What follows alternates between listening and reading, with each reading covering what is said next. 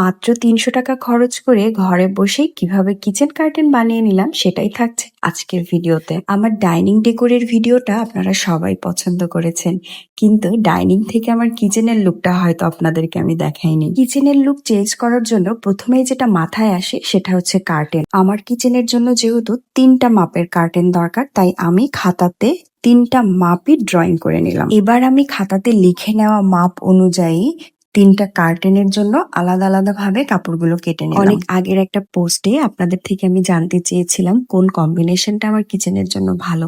তখন আপনারা সবাই কিন্তু এই পিঙ্ক কালারের এইটা আর এর সাথে হোয়াইটের উপরে চেরি প্রিন্টের এই কাপড়টা পছন্দ করেছিলেন। আমার কাছেও এই কম্বিনেশনটাই বেশি ভালো লেগেছে, আর এই জন্যই এই কম্বিনেশনেই আমি কিচেন কার্টেন মেক করে নিচ্ছি। আমার কিন্তু কোনো কাপড়ই ১ গজের মতো লাগে নাই, ২টা কাপড়ই প্রায় ১৪ গিরার মতো লাগছে, মানে ১ গজ কাপড়ও না।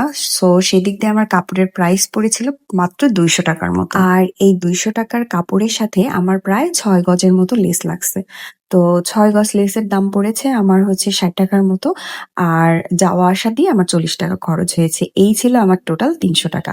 তো আপনারা যারা বাসায় সেলাই করতে পারেন না তারা হয়তো বাইরে টেইলার্সে দিয়ে সেলাই করলে খুব বেশি টাকা লাগবে না। আপনি যেহেতু কেটে নিয়ে যাবেন, সো খুব বেশি টাকা লাগার কথা না। ওরা হয়তো ১০০ টাকার মতো চার্জ করবে।